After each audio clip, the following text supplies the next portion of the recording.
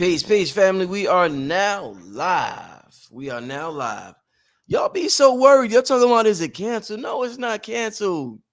Man, y'all be so scary and worried. Just relax. Just relax, family. We not canceled. We just a little bit late, if you were to call it. But calm down, family. We here now. I'm with the living legend, multi-millionaire businessman. Hey, This brother does it all. Billy Carson, man. hey, what's Well, up, man? Appreciate it. man, welcome back. It's good to always have you on here. Thank you, man. Appreciate it. It's good being on here, man. I love the opportunity to speak to your people, man. Indeed. We're gonna have a great conversation, family, tonight. Get comfortable. Make sure you hit the like button. That's very important. Make sure everybody who's here, make sure you hit the like button. We're gonna get to a few commercials, and then we're gonna be back for a great conversation that is guaranteed to shift the paradigm and to bring your level of thinking and awareness to a new level, family. It's gonna be a good show tonight. I swear it's gonna be great. We'll be right back, family. Hey there! Had a bad dream? I have dreams too. Some parts are scary and some parts are fun. Always remind yourself, it's only a dream and everything will be okay. I had a dream about being in a forest too. Check it out, my pet Petey was with me. Order your copy of Kayla Petey and the Forest on Amazon today. Hey, this is King Simon, the International Numerator. Remember, get all my books on Amazon or go to Linktree/King Simon, the Numerator. And remember, don't forget to book my sessions at 347-496-1022. Book now.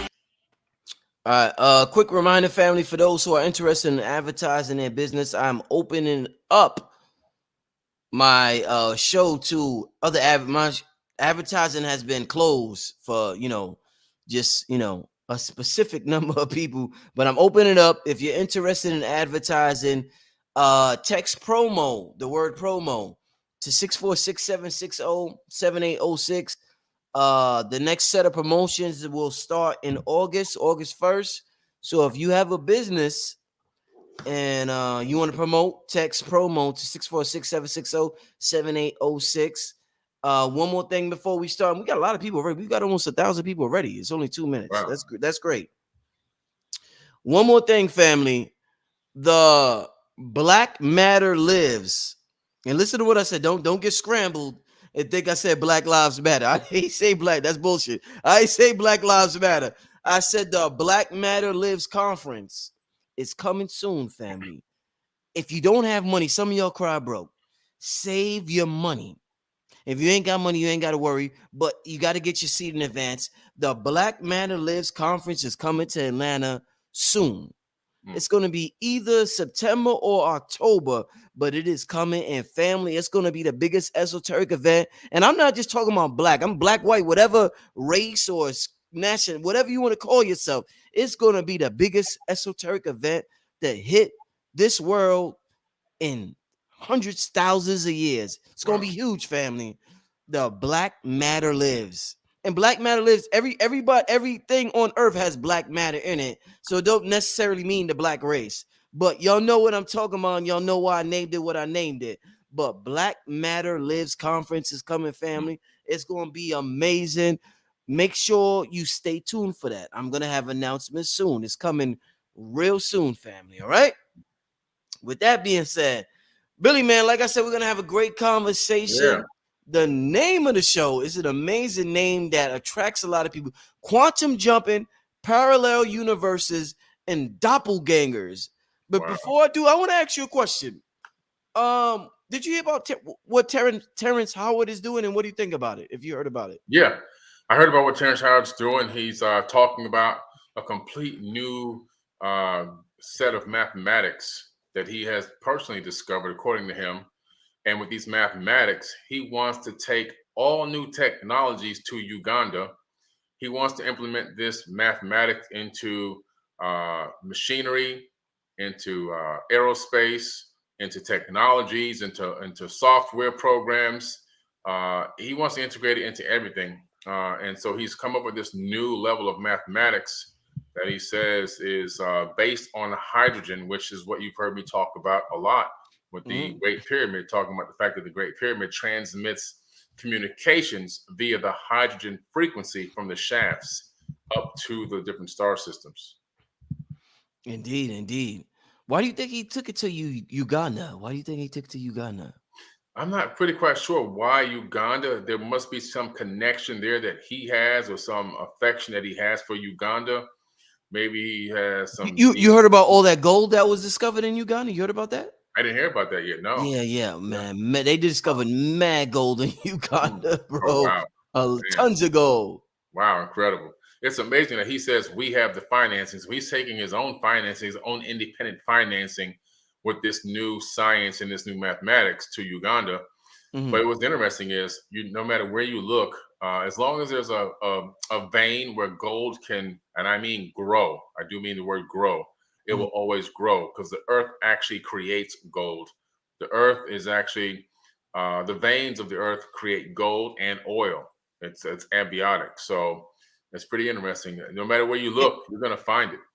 If we weren't here, Billy, would the earth create gold? Like, say if it was just dinosaurs, would the earth still create gold and oil? Or do we have to be here for that to be a byproduct of us being here? No, we're just here by happenstance at this particular time. But the earth has been producing oil and gold since forever, and diamonds too. So no matter how much you mine diamonds, gold, or oil, those same, those wells or those mines will always, eventually over time, they'll come back. It'll come back. Man, this is an interesting planet we live in, Billy. Yeah, man, it's alive. The planet is alive. It's a living organism, Just like if you go donate blood right now, right? So if I take blood out of your body, then let's say I take a couple of pints out. Well, you're going to be a little lightheaded, but in about maybe a week and a half, you're going to have reproduced all that blood again. Same thing with the earth. And you know what? And we haven't even started the show yet, family. It's just such a good vibe with me and Billy right now, and just in the ethers that we're vibing right now. Billy, since we're talking about as above, so below, and we always talk about that, and you always talk about fractals, what's the Earth's, if we have blood, what's the Earth's blood? What's golden oil to the Earth? If you could compare it to the human biology, what is it? Is it blood? Is it this? Is it that? What is it? Yeah, golden oil. Yeah, we're talking about now we're talking about really blood and blood cells. We're talking about the movement of fluids through the body. We're talking about the secretion of hormones throughout the body. All these different intricate fluids that move throughout the body, that are all, originally told by our brain and our lymph nodes to release, and also the heart to pump. And so in the case of the earth, you have the core of the earth will actually create this pumping effect, which allows the warmth, number one. Number two, the movement of the fluids throughout the earth and out through different layers. There's different strata layers that it has. And then you have all these other different things like gems that are in the earth, gigantic crystal mines that we know exist with all these different things. That's the communication pieces of the earth. Just like in the human brain, we have 3 giant neurons that wrap around the inside of the skull called the neural correlates of consciousness, which actually looks like a crown of thorns underneath, an MRI. So we're all walking around with a crown of thorns on our head, every single one of us, no matter who you are, you all walk around with a crown of thorns. The earth has the same thing, and it's in the form of geodes and gems that are underneath the particular layer of the surface, in these open areas, these vast open honeycomb areas. And that is, it's place where it has all of these different geodes that allow it to actually send and receive information with other planets, moons, and even other beings in the solar system, maybe even in the universe. But what would be the Earth's blood? Like, motherfuckers want to know. They bloodthirsty out here, Billy. I think it's the oil. Bloodthirst, the oil. Oil, because if you create an oil mine and you mine it till it's dry, you dig and you mine, and you suck all the oil out of that thing. All of a sudden, within 10, 15, 20 years, that dry mine, where you have been mining for that oil, all of a sudden it starts pumping oil again. It's like, where did this oil come from? It's supposed to be dry. It's supposed to be dry. Yeah. Right. And it's just more and more comes. Yeah, they call them oil wells. I might call it a mine, but same thing. It's the same thing. And so basically it comes back on its own. Indeed.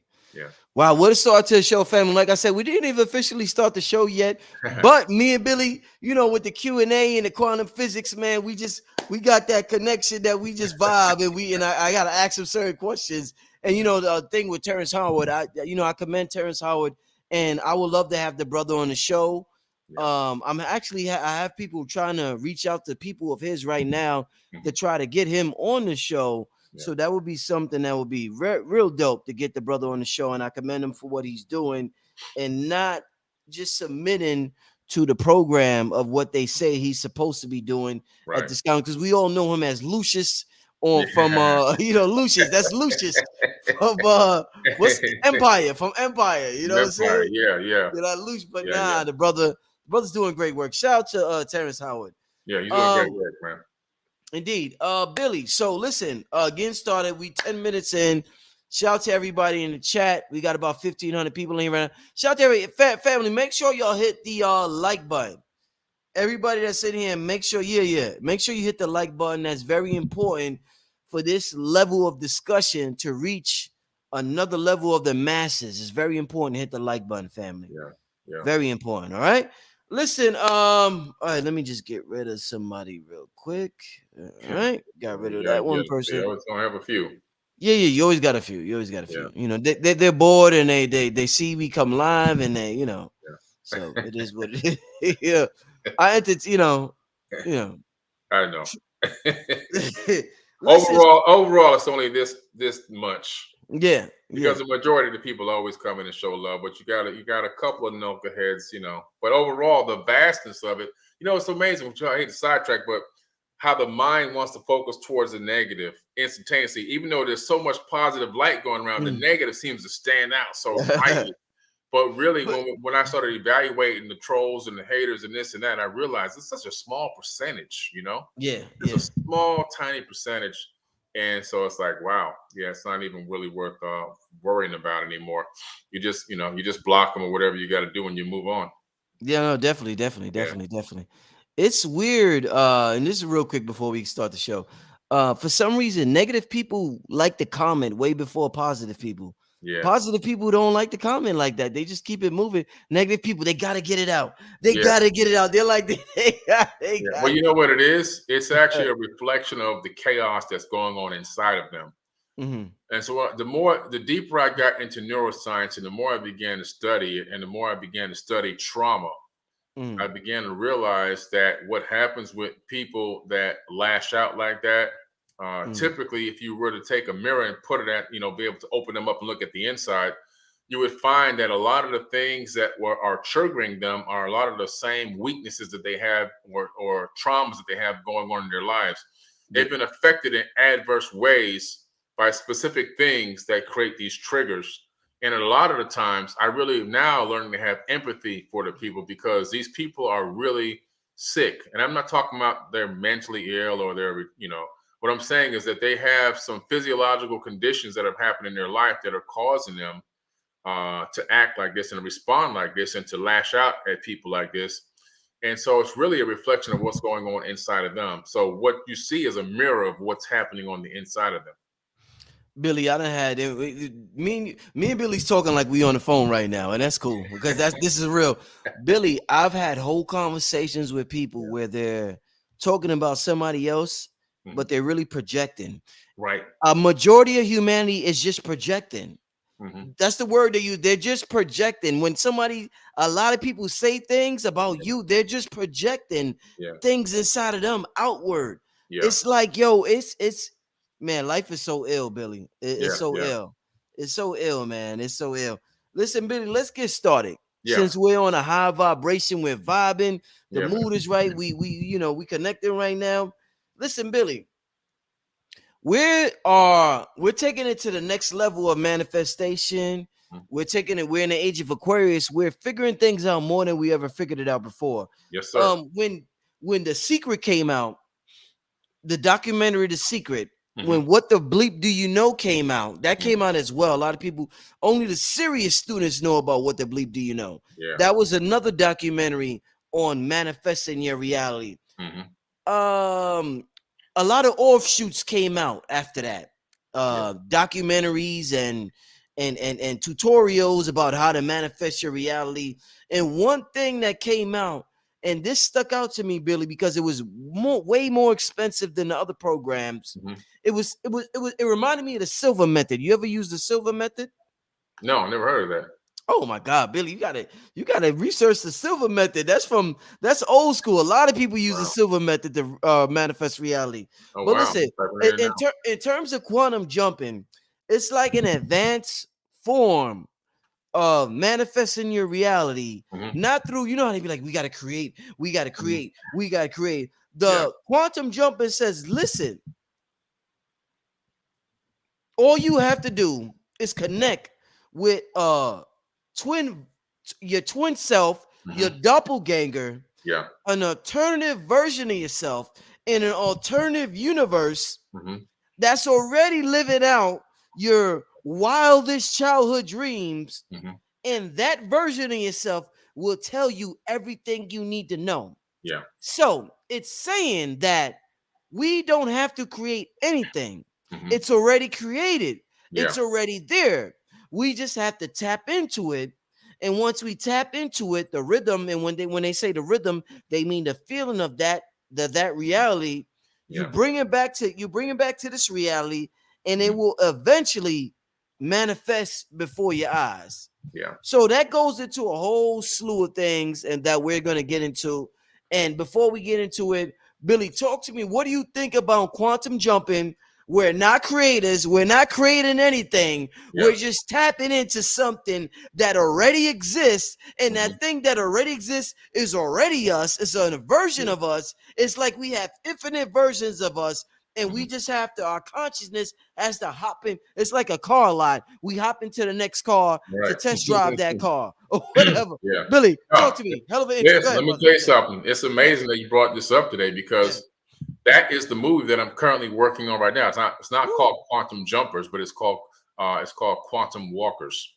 But it's based on the same exact thing. Okay. And it's a real deep movie. So what I'm doing now is I'm writing fiction, but that has real science built into it and esoteric wisdom built into it, so I can reel in more people to my TV network. But this movie is going to be deep. I'm actually in the movie. I'm the star of the movie. And so I'll give you guys a little hint as to what it's about. I've talked about it briefly before. It's not going to really give everything away, but what it is I'm on this Earth in this year, and I'm on another Earth in the multiverse in the same exact year. Now the other Earth that I'm on is they've taken the Nikola Tesla timeline. So the technology is sick. People are going on vacation to the rings of Saturn. You know what I'm saying? It's like a day. Oh, next week we're going to go visit Mars for the weekend. That kind of lifestyle, right? Free energy, everything. Nobody's broke. Everybody's living a complete abundance. Technology has been used to free the burden off the backs of men so that everyone can live to be free and do what they want and experience life and be artistic and explore and everything else. And on this timeline, we already know we took the Rothschild timeline over here. So I'm in both of these realities, right? Of course, because that's the way it is. And then in both realities, I'm researching the Jed Pillar Ankh from the land of Kim. Okay, from the land of Kim. And so I'm researching the Jed Pillar. And the Jed Pillar Ankh is a very specific type of Ankh.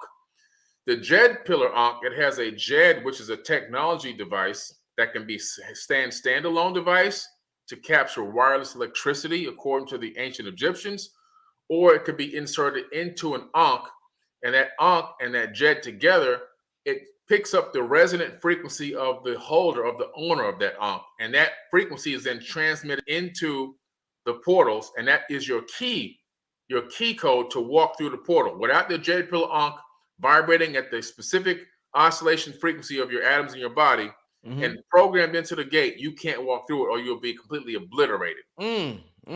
So I'm studying this, right? And I'm studying it in both in the advanced world, which is the same year as this Earth. I'm studying it with a 3D replicator. I'm rebuilding it with a replicating machine, and I'm creating it with advanced technology. Here, I actually find through archaeological digging an Ankh and a Jed, and I'm focusing on trying to figure out how to get it to resonate to my atomic frequency. And at the same time, in both Earths, I sync. In other words, I get them to both resonate at the frequency, subatomic frequency of my body. Now, what happens is my consciousness from the advanced Earth transfers into this body in the less advanced Earth, and my consciousness from here transfers into the more advanced Earth. Yes, sir. Yes, sir. And then there's a reality check. Like, wait a minute, what just happened? I don't know where the heck I am. I don't know what's going on. Right? I'm in an advanced civilization now. I'm trying to figure out, where am I? What year is it? They're telling me it's 2023. I'm like, it's 2023. Where? How? You know, and in another place, I'm like, did I get thrown back into the dark ages? What's going on here? You know what I'm saying? Yeah. This is like the dark age, like the Renaissance era. Yeah. And so I'm trying to figure this out. But the reality is I come to the realization that I'm stuck and I can't get back. However, I took the knowledge from the advanced civilization to this earth, and I took the knowledge of the fact that the what's has kept this earth in darkness to the advanced earth. And in the advanced earth, I can see that the golden age has a little bit of problems forming.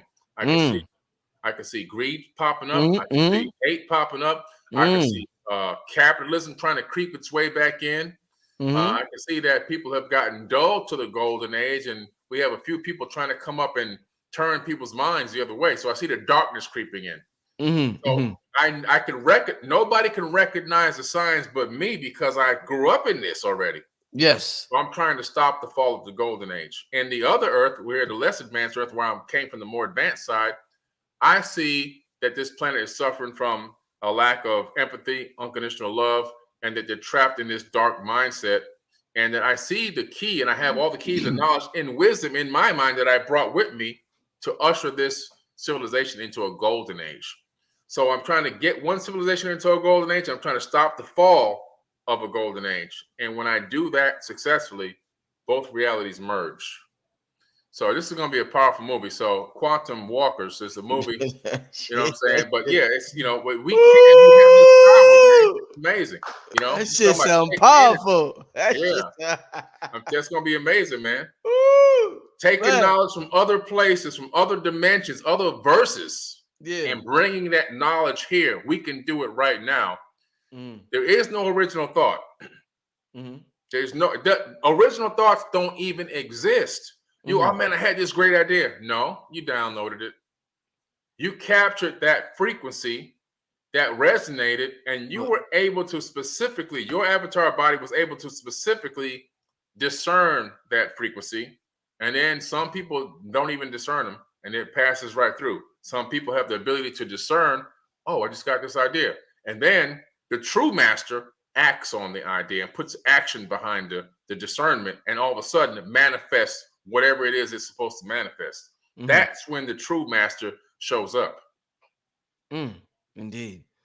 You know, a lot of creative people get mad because we come up with ideas and we sit on it, and then we see somebody materialize it in front of our very eyes, and we're like, oh shit, that was in my mind, like, oh shit, and they become millionaires, and we're like, oh my god, did they steal that from me? We swear they stole it from us. Like, somehow, somewhere they had to steal it from me, but they don't even know us. And they had the same exact idea we had. What's the science behind that?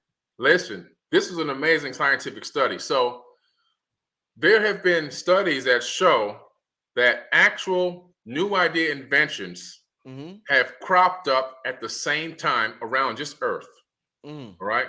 There's inventions where people are coming up with the same exact concepts for inventions and acting on them simultaneously. This is going back thousands of years. This has happened over and over and over and over again. So there's this thing that's happening where this information wave, because everything exists as wave. We have wave particles, reality, everything, all information exists as waves of energy, which are really light waves. Because all waves are light that we can't see, because we can only see 1% of the light spectrum. This wave is passing on and through every single person on the entire planet. A certain number, a very small fraction of people capture this wave and is able to process it with the magnetite crystals in our brain. Three things: the magnetite crystals capture the data. And then now you have to process this information. So now you use your neural correlates of consciousness, which are the three giant neurons wrapping around the brain, and your neocortex, like Neo in the Matrix. which is responsible for higher reasoning, higher consciousness. So Mm. those three things together and work to encapsulate this wave of information and actually break it down, discern it, and give you the knowledge. Now, where it happens is a lot of people get these ideas. Yeah. Oh man, I had the same idea. You got it too. You got it. You got it. Hundreds of people, maybe even thousands of people got the idea, right? On how to make the light bulb or whatever it was. But guess what? Only a small fraction of the people put action behind the conscious discernment. And that's why they are the ones that's remembered in the history books. And the other people are the ones saying, I had the same idea. They stole it from me. Yeah. It's facts. Yeah. That happens a lot. If A lot. if you're a creator in a creative community, you see it happen all the time. You see it happen to yourself, and you're like, wow. That's when you realize, Billy, that this world is going to go on with or without you. Yeah. It's not going to wait for you to get your shit together. Right. It's not going to wait for you to cry or whatever. It's just going to keep moving. Yeah. This thing we call the world, the universe, it just keeps moving, Billy. Yeah, it's nonstop, man. It's ever evolving and changing and moving. And we're only here for less than a blink of an eye. Less than a blink of an eye. Think about this. 65 million years ago, there were already animals on this planet. Long before we were even thought of. 65 million years ago, there was animals here. Maybe even potentially civilizations on this planet that we aren't even aware of. And so now we're here, and with only 100 years, we go from a horse buggy and a carriage to putting remote control cars and putting the satellites like the James Webb up in space in this much time versus the geological time scales of billions of actual years in only 100 years. So we've been here for less than a blink of an eye, and we've been able to achieve what looks like so much, and that's with the suppression and the oppression. Can you imagine where we would have been without that? Yeah. So it's really a glorious time, man, to really be alive, because so much new, so many new inventions and innovation is getting ready to head our way with this age of Aquarius. It's going to be pouring out of every single person, and shows like yours are going to help to continue to motivate people to say, hey, let me put some action behind this conscious thought. So that I can help be a part of the solutions instead of crying and worrying about the problems. Bill, let me talk to you about this. Since we're talking about parallel universes, this is a deep subject. Parallel universes. Oh man! Listen, Billy, we have been taught, and language is one of the main things that locks us down into like a matrix or a certain way of thinking. Yeah. We have been taught, and I've heard yourself and even myself, we've said, we have an avatar. We have an avatar. We always be like, we got an avatar. This is my avatar. This is my avatar, Brother Rich. But you know what, Billy? In reality, when you really study this thing, and you really study quantum jumping, and you really study quantum parallel universes, you kind of understand that it's a little misleading, Billy, because we have an infinite amount of avatars that we use continuously to have an experience. So I'm not the body, right? I'm not the body. I'm consciousness. Consciousness uses a body, an avatar, to have a certain experience. So right now I'm using this body. 5 minutes from now, if I'm drinking some water, the consciousness will use a different avatar that has his hand like this. That hand, that body that has his hand like this is not the same avatar that's sitting like this. It's not the same avatar that's sitting like this. It's not the same. It's all different avatars. But because, like a movie, a projector frame, it seemed like it's the same because it's going so fast. So how drastically can this concept of we have an infinite amount of avatars, how can this change our perception? Because it could drastically change our perception on healing, manifesting, or whatever, because we feel as though we know that I'm not just this avatar. I'm this avatar, this avatar, this avatar, that avatar. That you get the point I'm trying to make. Talk to me about that, Billy. Infinite amount of avatars versus one avatar. What you're talking about in quantum mechanics now, you're talking about superpositions. Okay. So we know that in quantum theory, superpositions exist. And in wave particle duality, when things exist as a wave, which is waves of potential, they also exist as potential, which is superpositions of one another, which means the outcomes are whatever you can conceive. Any and all outcomes occur. Right. That doesn't just apply to us in the third dimension on this earth. It applies throughout the multiverse. And so what you're saying is what you're realizing. I'm really impressed. I ain't gonna lie. Some of these concepts I don't talk about openly a lot because it's hard for a lot of people to wrap their minds around some of these things, right? Yeah, I mean, right, you're one right. of the very few brothers that ever even brought it up to me, but this is something that's in my wheelhouse. And so basically what's happening is, you know what I'm saying? Yeah. We are literally living in superposition of each other. Imagine that there are, for every thought you think for a decision that you're going to make, there can be an unlimited amount of outcomes. Okay, an unlimited amount of outcomes for those decisions. And we're living every single outcome simultaneously. So in one situation, in one reality, I'm not even sitting here talking to you. I decided to stay sleeping, right? In another reality, I'm sitting here talking. In another reality, I might be outside going for a drive or going to get dinner. I might be on an airplane. You know, there's so many possibilities that exist. And guess what? I'm doing all of those same things simultaneously, because in the third dimension here in this universe, we have this thing called the arrow of time, which really doesn't exist. We put it there to keep ourselves to be able to understand this configuration of this XYZ axis and how we move throughout space-time and how we can set appointments and have meetings and network. But the true reality at higher dimensions, which is up to in this universe, at least 11 dimensions that we know of, the past, present, and future exist all at once. And so if you were in a higher dimension, looking down at the beings in this dimension, you would recognize that they were actually doing everything of every single possibility simultaneously. And so we're living multiple realities all the time, and we're phasing in and out of this reality through consciousness all the time. Scientists have done a study on the fabric of the actual conscious mind. Okay, the waves that emit, that it could be picked up on a computer. They find that they phase in and out of this reality. Yeah. They're like, where's it going? It's going to other universes. It's going to other dimensions. This is why you're awake and functioning. Like right now, when we're sitting here talking on and having this conversation, our mind is doing all kind of stuff. We're tapping into other dimensions. We're leaving here. We're going to other realms. We're coming back. And scientists now have really verified that this is actually happening. It's not woo-woo. It's not, oh, you know, these people are, you know, on the ayahuasca. No, it's like it's really happening in real time, every single second of every single day. And so what it means is, man, we are much more than we can even think of. This is why in my manifestation courses, I teach people to envision a decision that you're going to make, and then envision all the possibilities that can happen from that one decision. The Anunnaki taught me this because this is in the Sumerian tablets. They call themselves the ordainers of destiny. And so what they would look on this crystal tablet, and they would see all the outcome potentials, and they would say, you know what? This is the one potential that I want to bring into my reality tunnel and actually have it manifest for me.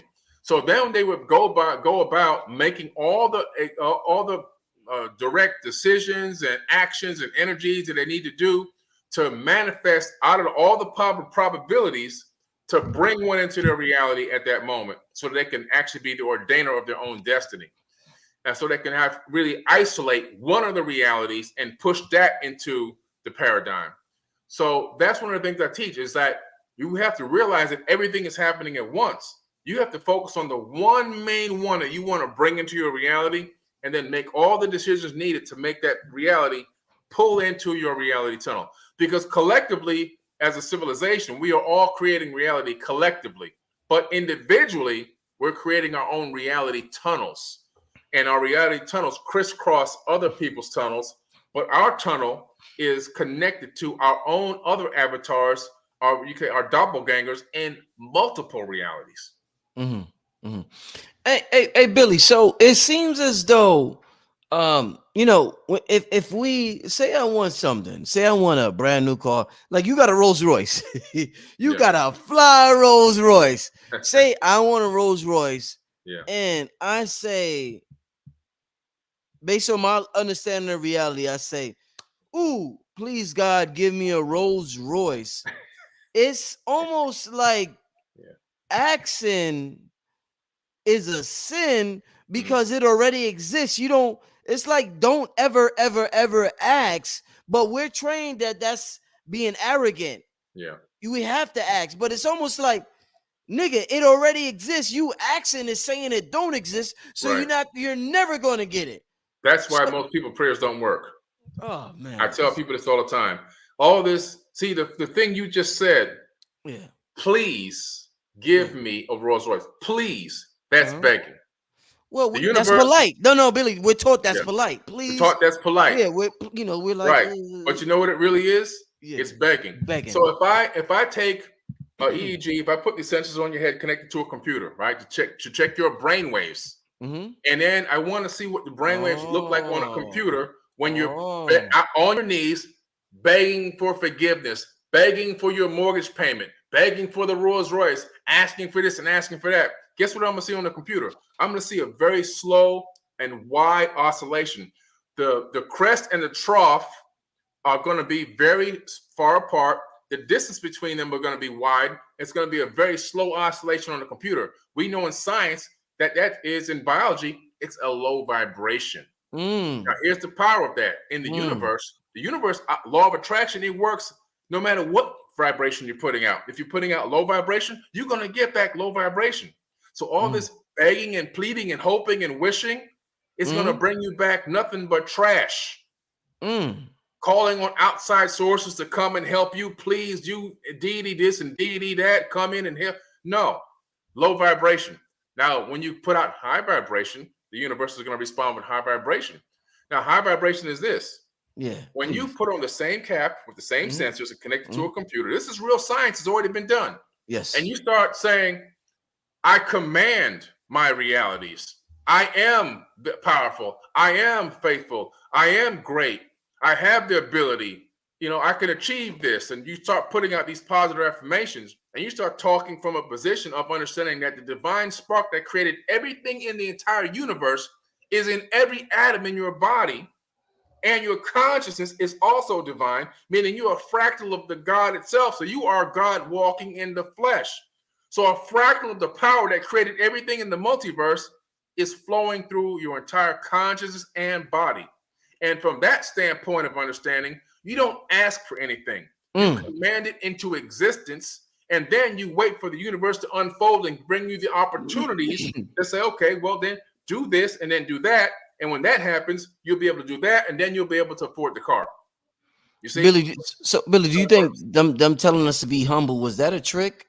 When they keep, you know how you say you strive, say you got one Rolls Royce, and you be like, I'm gonna get me 3. A nigga will come and say, Billy. A nigga will be like, Billy, you better be humble, Billy. Billy. I had 4 Rolls Royces at once, right? I took a picture with it. It's on my Instagram account. Now listen. Now let me tell you what I put in. Let me tell you what I put in that post. I said a pocket watcher will say this is materialism and capitalism, but an entrepreneur will see that no matter what happens going on here, I got 4 Rolls Royces that I can rent out and make $900 a day for each car. I can make almost $4,000 a day per car, for all cars combined. So you have to understand, people have to understand in their mind, there's different perceptions of how things work and operate. And all this being humble stuff, yes, you want to be humble, but at the same time, you have to understand when you're working on your realities, you can't afford to be humble and you're creating your realities. Your realities require energy and power, and the power is in us. See, this is what the elite people know. This 1% that runs this planet, think about this. You got 100 families, and really out of that 100 families, it's less than 100 people that are the heads of these families that control 8 billion people on Earth. You don't think they're commanding realities? Do you think that they're begging some outside deity to control and run this planet?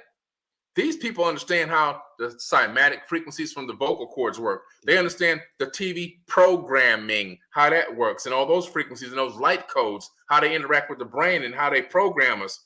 They know how to take a person when they have a baby from the age of newborn to 7 years old. We're going to create that and shape that person's reality from 1 to 7. Now we got the person they're going to be for the rest of their life. They know all this already, right? So That's what they use on us. They use all these powerful commandments on us, and they command their reality over us, and they put the boot on our neck, and then they tell us, be humble, be kind, be gentle, don't try to do too much, don't work too hard, don't. No, it's all about understanding that these people have created their heaven on earth, and they're telling us we got to die and wait to get to heaven. Hopefully we might not even make it. So it's all the way, it's all wordplay. It's all about wordplay. And we have to understand that we have the capability and the power to create heaven on earth right now. I'm not going to wait to die so I can live. I'm going to go ahead and live right now. And then when this life is over, I'm going to come back again, and I'm going to live good again, wherever that is. So that's the mindset that I'm carrying. And we have to get people to understand that that power is in them too. So Billy, I want to talk to you about, since we're talking about quantum jump and parallel universes, doppelgangers. Let me go this route, because I could go so many different directions. One of the things Dr. Phil Valentine talks about is the spirit being addicted to sensory input. So, let's say, the spirit of Billy Carson is like, man, I gotta come back down here to get some more pussy. Like, goddamn, that feels good. You know what I'm saying? We're addicted to the sensory input of the flesh, of the body. It's an amazing thing. The smell, the touch, the taste, the sex, the smoke, whatever. How do we differentiate? Because we all want to live good, but we don't want to be addicted. So how do we differentiate between being happy, living good, but not being addicted to sensory input? Yes. Great question. Phenomenal question. Yes, sir. So living good, first of all, everybody can live good at their own level. Number one, I want to make that clear. I'm required to live at a very high level financially because I help a lot of people. And this has now been more than verified. I just received a Lifetime Achievement Award when I was in the UK. Excellent. For the work that I've done. All together, it's well over $20 million that I've donated and given away in the last 25 years, documented. And I'm glad my sister was there to verify my story in the terms of everything that I did growing up and how I had to raise her and everything else. And she gave a lot of this data and helped them get a lot of this data before I had no idea I was getting this award. But the point that I'm making is understanding that there's levels of abundance. Some people's abundance is just being able to make sure all the basic necessities of life are met. And that is rich. You're rich. If you don't got to worry about your basic bare bones, your food, your clothing, your roof over your head, electricity is on, you got a toilet that flush, you got good water, right? You got good food in your stomach, and your kids are fed if you have kids.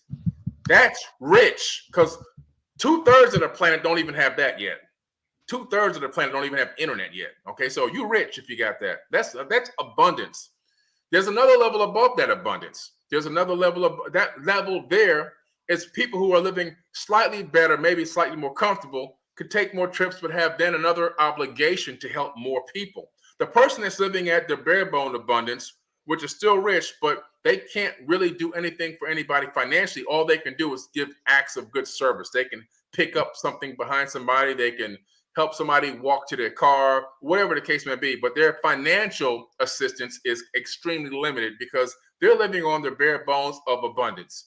A person with slightly more, then it's going to be more required from them. They need to be able to start giving back and helping people, right, at a certain level, whatever level that is that they can afford. Even if it's just picking up something from the grocery store and bringing it to somebody that's in a wheelchair or handicapped or elderly or something like that. But there's definitely a requirement from them people to do acts of good service that incorporate not only physical, but also financial. And then you have the level above that, which is what I call supermax abundance. All right. That's the Billy Club. And those people, you got a big time requirement, a big time responsibility, which is why I'm consistently giving non-stop. Now, half the stuff I've done, it'll never even make it to YouTube. It'll never make it to the internet. It'll never make it to me talking about it on a public thing. It's private. It's private. And I'm talking about consistently. You can imagine when you have financial means, the amount of people asking you for stuff every single day. The more money you make, the more people contact you and ask you for things exponentially. you can't say yes to every single thing, but there's so much that I do for people that I can't even talk about, buying houses and cars and all kind of stuff. It's just maxed out. But to whom much is given, much is required. And so I don't really balk at it. I don't worry about it. Of course, I curate who I'm going to assist and help to make sure that it's for the greater good, and it's going to be in some ways that assistance is going to extend itself into somebody else that's going to eventually maybe even pass it forward, right, and do better for somebody else, for themselves and to somebody else. But the more you have, the more you're required to give. And so that's how you keep yourself grounded and real. If you take everything you get and focus on, I'm going to get all this, I want to acquire all this stuff, that's ridiculous. Now, you look at a person like me, why would you have 4 Rolls Royces? Now, I don't have 4 anymore now because I've liquidated, because I didn't have to have them anymore. But at one time I did have 4. But those cars make $4,000 a day. That's a business. I'm building a legacy, which is behind me, and the legacy leaving for my family. It's not because I'm driving all these cars, things like that. Understanding what the purpose is of what you are acquiring. Stop focusing on buying things that can't provide any asset to your life. Things that are depreciating, you get very little of those things. Things that are taking away from you and taking away from the legacy, I only focus on very small amounts of those things. Now, things that are going to bring me profits, things that are going to enhance and give me more time, right? If I have more time, then I can do more. So I don't drive most of the time. I have a driver that drives me. And the $45 an hour that he gets paid, and to protect me also, because he's also an armed guard, it frees me up and frees my mind up to focus on working. I got my laptop, I got my phone, I'm doing my stuff, I'm making business calls and transactions the whole time. So instead of blowing 2-3 hours on the road, focusing on not crashing, I'm focusing on how many more people I can work with, how many more people I can help, how many more projects, how many more solutions I can provide to the planet. It's all relative. You have to focus on understanding how to utilize these levels of abundance so you don't get caught up in the foolery. Indeed. No, definitely. I definitely like I dig that. I dig exactly everything what you're saying, my brother Billy, in terms of creating your reality.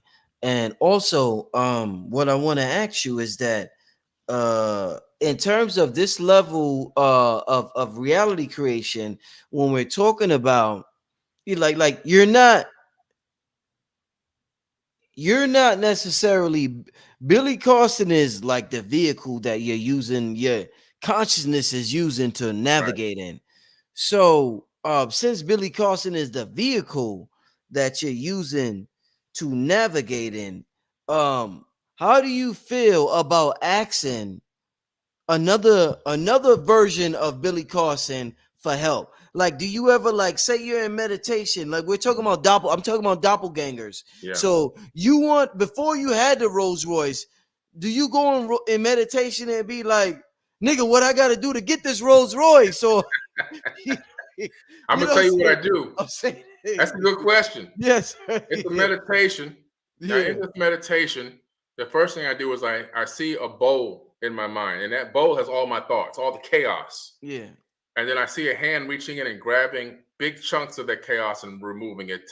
It used to take me 30 minutes to get into this state. Now I can do it within just a couple of minutes. I can get the bowl almost empty. I can't get it completely empty, but I can get the bowl almost empty. Now my bowl is basically almost empty, virtually almost. And then from there, I start to let my bowl fill up with cosmic energy. And this is kind of hard to explain, but I see the energy of the universe, the unseen, filling up in the bowl. This is connecting me and tapping me into higher dimensions and multiple realities. And then when I get, and this is in my manifestation class that I actually teach. So, and then from there, I'm now seeing the thing that I'm trying to acquire, or whether it's a person, whether it's a material thing, whether it's something with the family, whatever it is. But then what I do is I do this.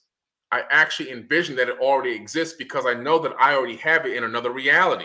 Yes. This is what I've been teaching all these years in my manifestation workshop. I envision that I already have it. So if it's a house, for example, because it's very easy to explain, I have the keys in my hand.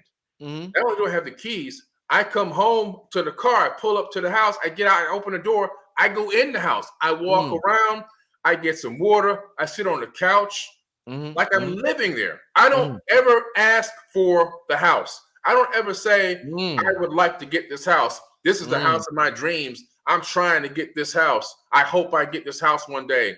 Please, deity, come and bless me. And I know the people on the street are living in slum and homeless over there around the corner, but I need to get this mansion. I don't think like that. I see that the house already exists and I'm already living in it somewhere else.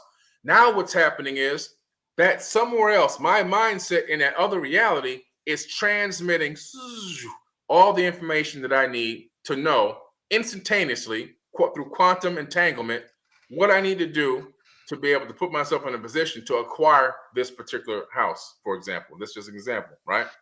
And so all the things that person, myself, and that reality has already done to do this is being transmitted to me. And all I have to do is be open to receive the knowledge and the wisdom and then do what? Put the action behind it. Without the action, you have nothing. Knowledge is only potential. Knowledge is only potential. So you can get all the wisdom from all the gurus. You can sit with gurus for 20 years and have all this knowledge in your head. But if you sit at the top of a mountain and don't want to do anything with that knowledge, it's only potential until you actually apply the knowledge. Then you have real power. Then you can really affect change on the planet and also in your own life. Billy, I want to ask you something that is something personal that I experienced in terms of the debate whether, action, people be like action versus, some people say you just got to imagine it.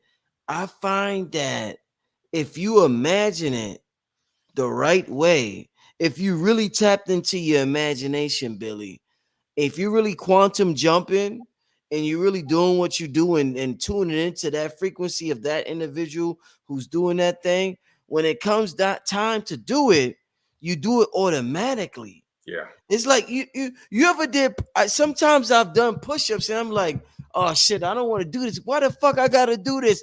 But I have to do it because I didn't imagine it so strongly. My body has to follow suit. Yeah. So talk to me about being imaginative so powerfully that your body is forced to follow suit. Like, do you feel as though there's a such thing?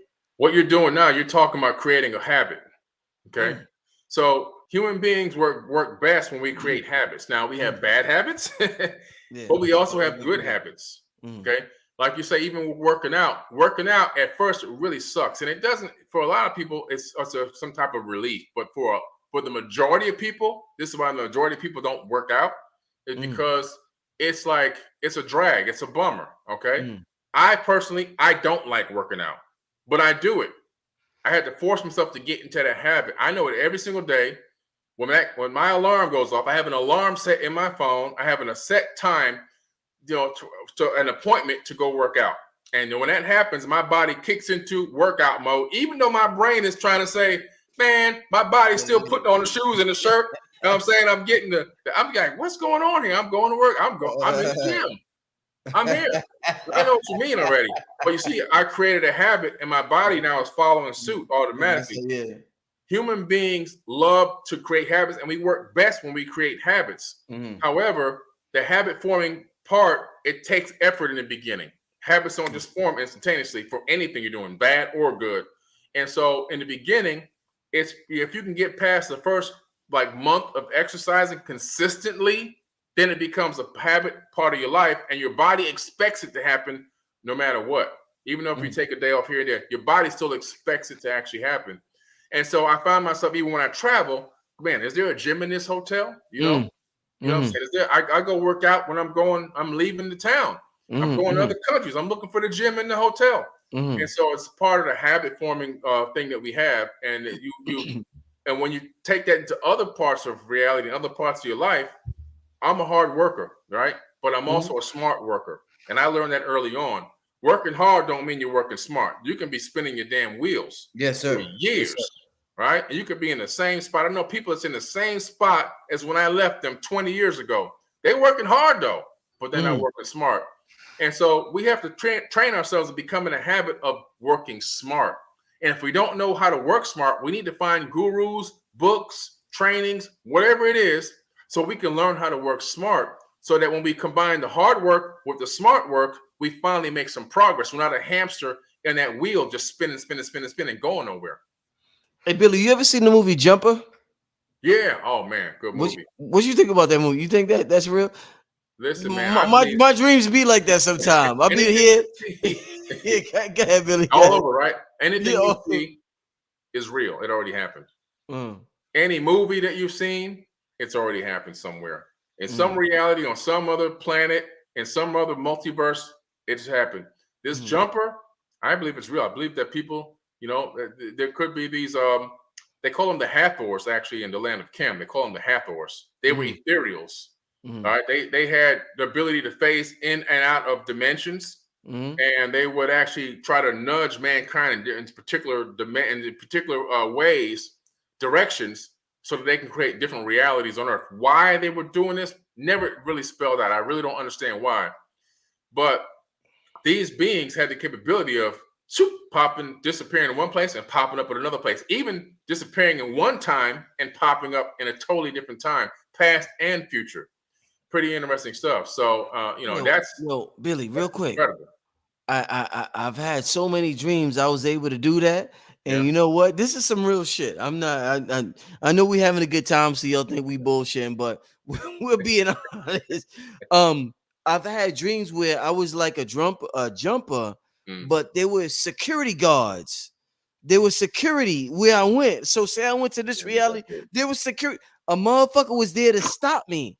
And I ran out that reality that like I would keep getting run out of certain realities. Like I'm here and you're like, hey, what you doing here? And then I get the fuck out of Dodge. Right. You know what I'm saying? Like, yo, it's crazy.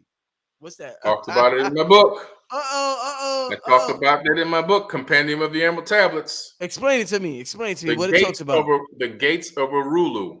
So Thoth gives up that's stargates. He talks about the fact that heaven has gates, but these gates aren't the gates that these people are talking about. These pearly gates where you walk into this paradise and you walk around and there's a giant castle with a white man in it with a magic wand. No, that don't exist. He says that these gates are stargates. And these stargates can take you to other places in this dimension or even other dimensions completely, other realities, other realms. And so Thoth talks about the fact that the Arulu gate, he gives the code away to the gate. But he says there's guards at these gates. And if you don't go there with the right mindset and the right wisdom, these guards, they'll take care of you. So there's guards at these gates. So what's interesting is he talks about this, and I talk about this in the Emerald Tablets, that these gates are guarded by people or entities or beings of some sort, and they protect these gates from people that are looking to use them in dark ways. Pretty interesting. Shit, I don't think I was looking to use none in dark ways, but it was certainly so security guard. This is just this the reality of this world is just it's some interesting stuff, Billy. And I know when you come with the level of information you come with, it's a breath of fresh air for people who have been taught that to read nothing beyond the Bible. Right. It's an amazing level of enlightenment. So with that being said, family, before we get out of here, let's take some Q&A. We at the hour mark. We got about 2,600 people in the chat room. Make sure y'all hit the like button. Let's take some Q&A from the people. I want to take a couple of questions and answers from y'all. Give me some Q&A, family, and then we're gonna get out of here. But this has been a wonderful conversation with me and the brother Billy Carson. You know what? Also, Billy, the thing about before the people get to the Q&A, the thing about this level of understanding that we're not creating everything that we want already exists in a parallel alternate universe is that it takes away the biggest roadblock to us manifesting things is we think about how something's going to happen. But if we know it already exists, we don't have to think about how anymore because it's already there. It's just a matter of time before it hits our visual cortex. So could you talk to me about eliminating the how factor because what we want is already there? Yeah. So some people get caught up in thinking that they believe that they're thinking positively. They Mhm. believe that the way that they're trying to affirm the reality that they want or whatever it is they want to acquire is accurate when it's actually inaccurate Mm. because they're using terminology and wordplay. See, words cast spells. That's what they call it, spelling, right? Mm, mm. And so they don't understand that the even mathematically, the thoughts are also casting spells because the light waves come out of your brain and interact directly with the universal energy field. And so it's all about understanding how you're thinking about this thing, how you're projecting, how you're speaking about it, and coming from a mindset of I got to figure out how I'm going to do this. I know it's going to happen, but I'm just trying to figure out how I'm going to make it happen. That's failed. You failed already. Mm. Already you failed. Just in that one thought pattern for that 4.5, 5 second thought pattern, you failed. Mm. It's already over. You Yeah. have to understand that the mindset is, okay, I'm doing this. Boom. Now the universe will unfold for me and bring all the opportunities my way. It's up to me to then discern which ones I need to jump on to make it happen.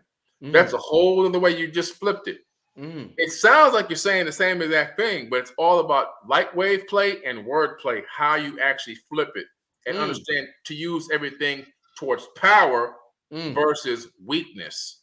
And Mm. that's what we don't understand. We get caught up using things and it sounds positive. It sounds like we're in control or we're trying to make it happen. But what's happening is we're coming from a standpoint of weakness instead of understanding the word. Sit back every now and then before you get ready to say something or do something and play it back and forth in your head a couple different ways and then understand, oh, this is definitely much more powerful. Doing it this way, thinking of it this way is much more powerful than the way I was going to think about it. Even if you got to write it down, teach yourself to understand how to walk in your true power, how to understand your true power, how to speak in true power. Teach yourself that way. You can write, you'll figure it out for yourself. It's not that hard to do. Wordplay is so important. Mm. So, Billy, what would you say to a person who has, or a group of people who pray to Jesus? They're in the church, they pray to Jesus, and they get results. They pray to Jesus and they ask Yeah. for things, and they get results. What would you say? They'd be like, I'm doing everything you tell me not to do, and I'm getting the same results you getting, Billy. I got multi-millionaire businesses, and I'm happily married. You know what I'm saying? So, what would you say to those group of people, Billy? I'll say this. There's a section in the Bible in the New Testament where Jesus is outside preaching. Yeshua is his real name, by the way. Mm-hmm. So he's out there preaching. His disciples are around him. And there's some women that are walking by down the street, and they're walking past this old, dilapidated building. And as they're walking by, the wind picks up, and the stones at the top of the building come falling down, crushing these women as they're walking by. One of the disciples yells out, "They must have been with sin. They died for their sins." And Jesus turned around in so many words and he said, "No, man, they were just in the wrong place at the wrong time. Sometimes bad stuff just happens." You know what I'm saying? And so sometimes good stuff just happens, right? It's all laws of probability.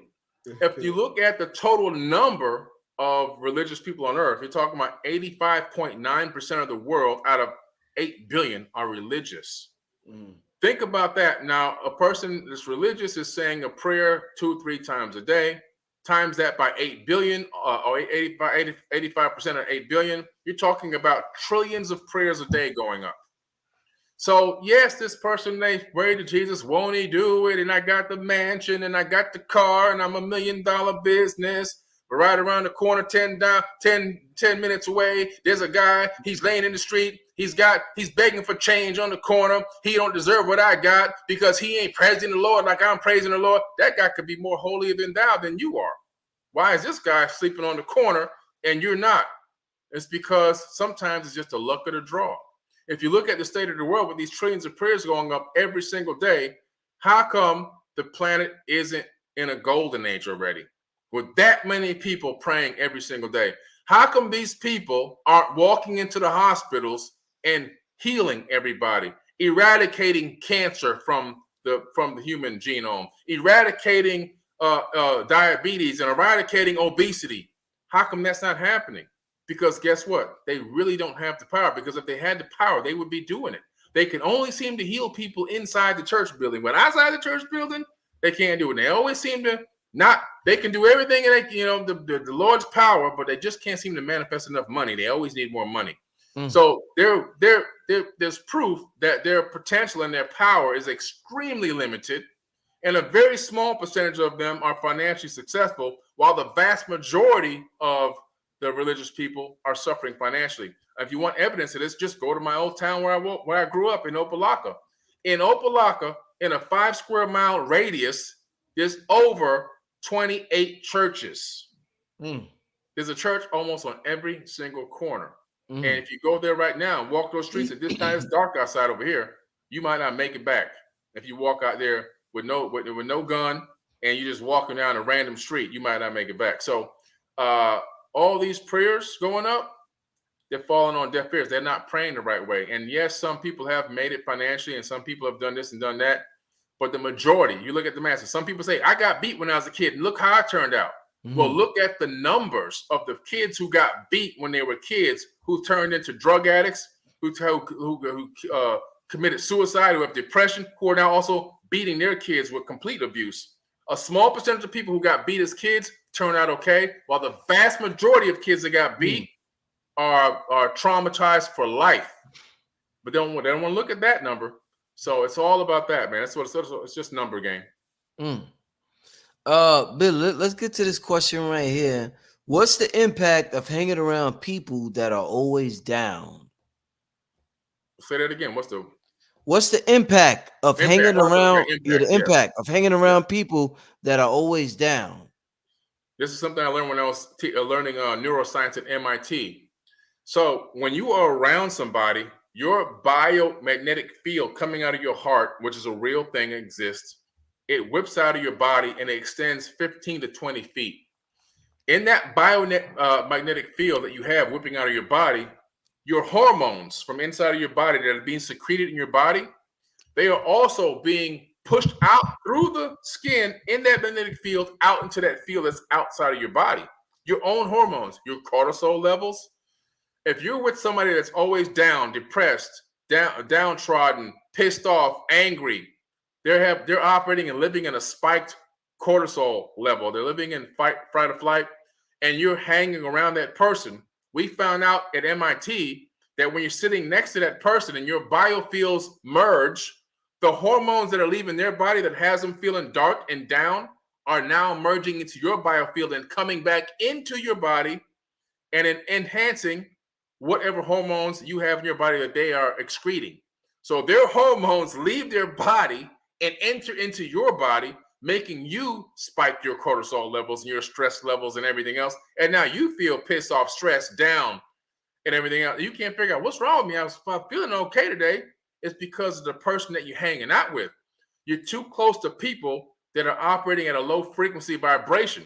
Now, yes, we have to tend to these people. We have to try to be there for them. We have to try to console them. And we have to try to talk wisdom and knowledge into them, speak blessings into their life. At some point, we have to realize extended exposure to that illness, and it is an illness, is going to infect you. And when it infects you, it's going to give you dis-ease, which we know as disease. You can inherit disease just through your biomagnetic fields of being close to somebody that's operating in a low frequency and low vibration. And you have to limit your time and exposure to those people. Just like if there was a situation where a nuke went off, right? Like we had not a nuke went off, but let's say the nuclear power plant in Japan. The people working on that plant, they know they have to wear the right protective clothing and everything. Even with the protective clothing on, when they're going to repair that plant, they knew they only had to have limited exposure to that nuclear power plant because guess what? Too much exposure to radiation is going to kill them. It's the same exact thing for people. Hey, Billy, so the next question is, could someone you meet in person actually be yourself from another dimension? Would they have to be the same spitting image of you or the same sex as you? That's a good question. Now, man, you guys ask some good questions. Yeah. Stuff I don't talk about that much because, I had to spoon feed the information out because you can blow people away so far they can't. You have to take them in stages. This is like a a level 10 question. So you have to understand that the frequency that's being beamed out from the consciousness, which is all the way up, probably even outside of this doggone universe, is being beamed in. So every avatar body is receiving an actual frequency. The frequency is coming from one source, just like a radio station can broadcast 99.1, 0.2, 0.3, 0.4, 0.5. We're the point number. We pick that number up, that point number up, and we animate our bodies with it. And we are the same one entity walking in the flesh as multitudes of people throughout the universe, right? And so what happens is that frequency is a beam that's gone out. Now, because of things like reincarnation, for example, it's possible that another you has come back, not in another multiverse, but in the same verse that we're in right now here. And it doesn't matter what gender, it doesn't matter what race, it doesn't matter any of that. Because people who think that they reincarnate as the same color and the same race every single time, they're fooling themselves. They don't know what reincarnation is. When you reincarnate, you can come back as, I can come back as a white woman. I can come back as an Asian. I can come back as an indigenous person from Americas. It doesn't, and you don't come back always in a arrow of time moving from back to forward. You can come back and you can move backwards in time. You can move forwards in time. You can be in current time because time is an illusion. It doesn't even exist. So it's possible that your particular point dot number frequency can be picked up by another avatar in the same time that you're existing and really have all the characteristics of you, because it's picking up the same point number frequency that is making you you. And you can run into yourself, and that person could be in a totally different body, totally different gender and race, and it actually is you. Wow, man. What is your opinion on Neville Goddard? Next question. Neville Goddard. Neville Goddard. Is that the scientist that created a telescope? No, he that was it was a white gentleman who Author? he taught Reverend Ike about the law of attraction secrets. My goodness. Yeah. Yeah. Okay. Yeah. Okay. Yeah. And I have a lot of Neville Knight videos. Yeah. Okay. My brain. I'm getting tired. I just woke up. Neville Goddard was the man. Neville Goddard was the man. Yes. Listen, what he did with Reverend Ike, and I contacted Reverend Ike's wife several times and tried to get her to work with me to do something more with his material. Had a couple of good conversations, but nothing has worked out yet. But what he did with Reverend Ike literally revolutionized. But the thing was, they were both so far ahead of their time. Yeah. Nobody could understand or conceive. A small amount of people can wrap their minds around it, but not enough to really take and usher us into a golden age. And so this guy's techniques and tactics and teachings really are ancient. They're ancient teachings, and they're more like Far East teachings. They're not Western mindset. He didn't operate from a Western mindset at all. This guy was operating from a whole total mindset of, we are God walking in the flesh.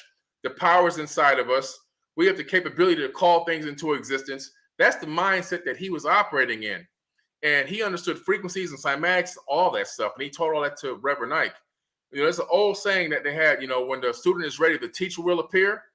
Well, with this guy, when the teacher is ready, the master will appear. And this guy definitely was a master. Indeed. Let's get to some more of your questions. You guys gotta some of your questions be incomplete. All right, it says ask Billy about the mycelial network. Oh man. Yeah. Wow. That's a future show I'm having with Hey Billy, you ever seen the brother Dr. B Serious on my show? Doctor, no, I haven't seen him yet. No. So, you gotta man. I'm gonna send you some stuff. But go ahead. I gotta check it out. Okay. Yeah, well, the mycelial network is this spore network. All right. And the spore network is from fungi. It's a fungi network. This network exists, and this network interconnects beneath the ground, beneath your feet, everything on the entire planet. And it creates an internet of information that is sent back and forth between all living things, and the Earth itself. Mm. And it creates this network to the point where the Earth is sentient. The Earth is actually alive, and so are the plants and everything else. They all communicate with each other. What's interesting about the mycelial network is there's an actual series called Star Trek Discovery. I don't know if you've seen it yet.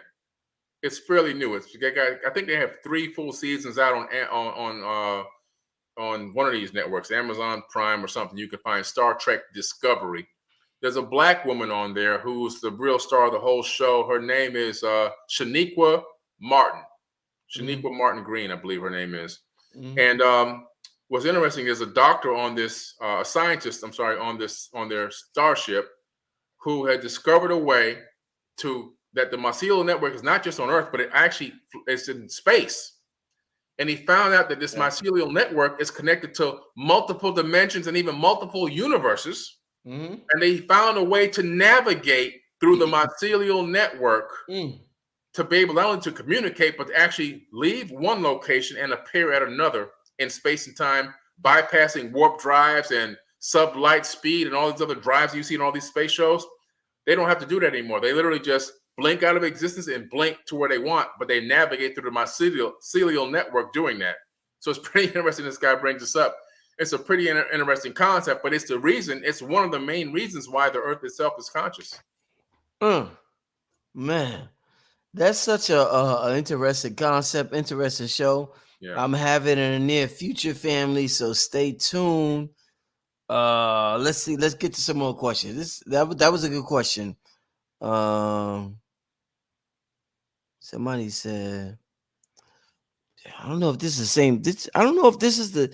I don't know if you're trolling me, but somebody keeps asking me about the Busheggy Mountains. The Busheggy Mountains. Busheggy. I don't. Yeah. So there's a mountain range named the Busheggy Mountains, and the Busheggy Mountains. There's also a sphinx there, a giant sphinx carved into this mountain, and there's an entrance into this mountain. Right now, what's interesting about this entrance?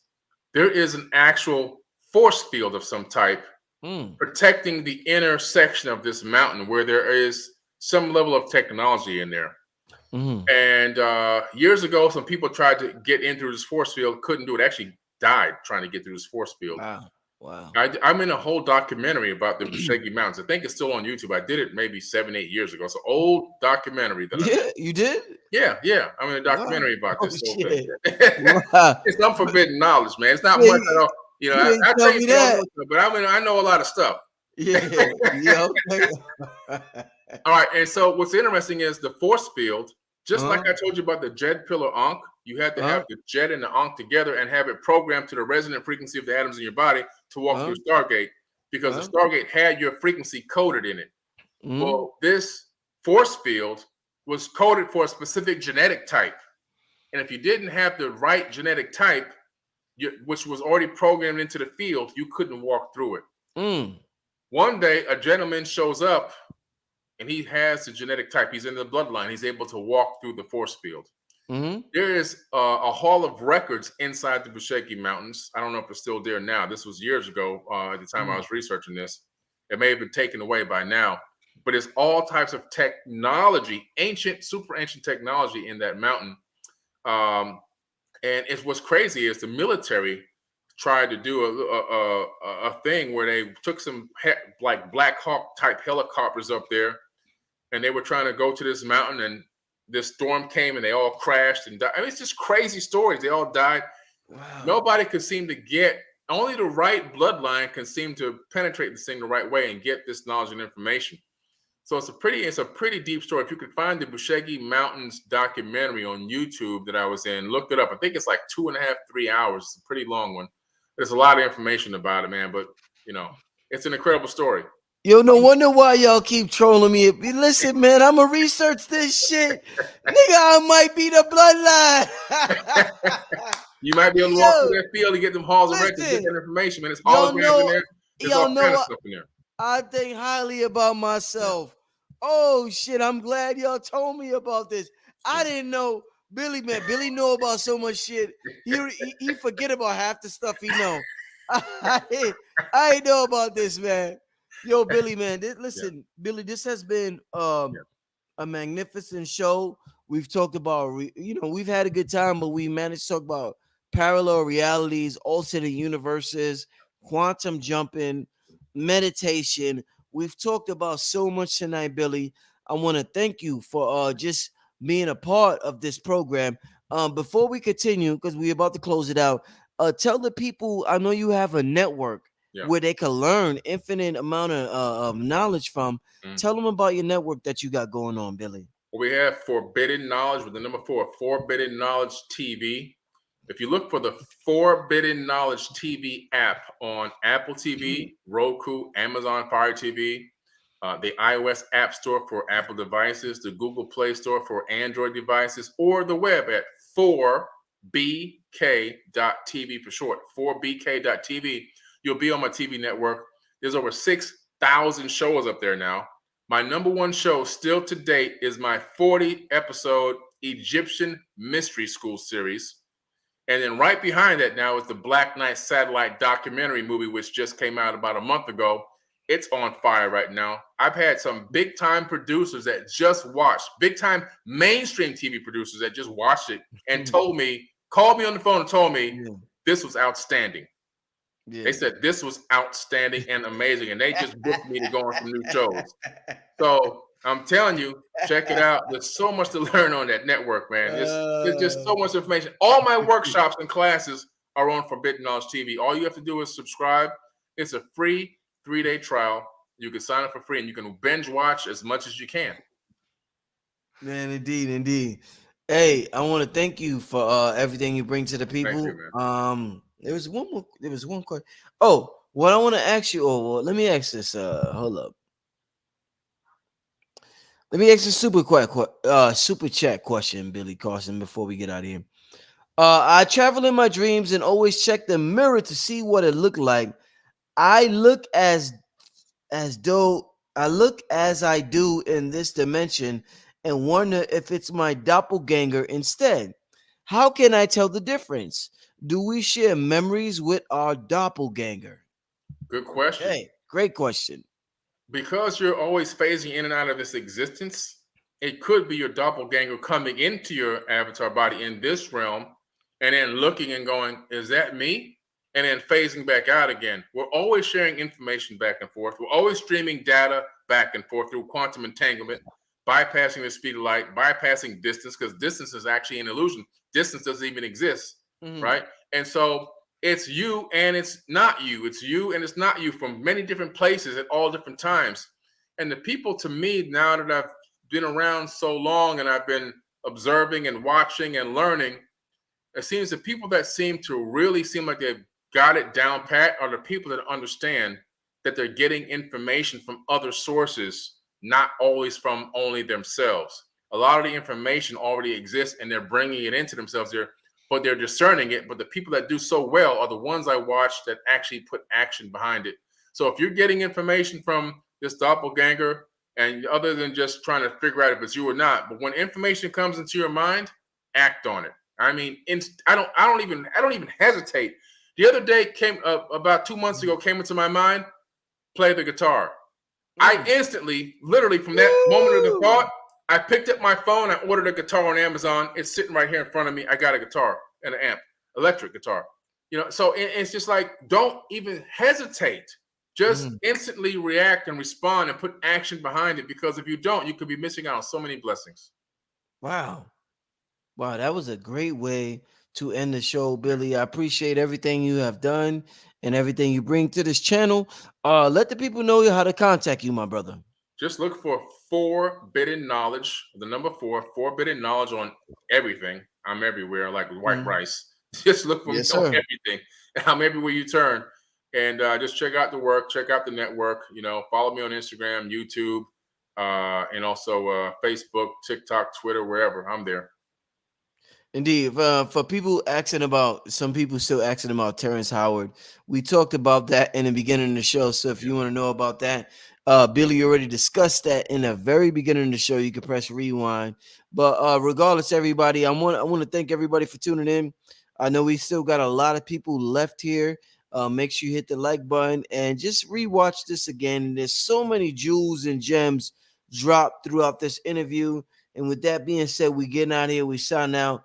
Peace, family. Peace. Yes, yes.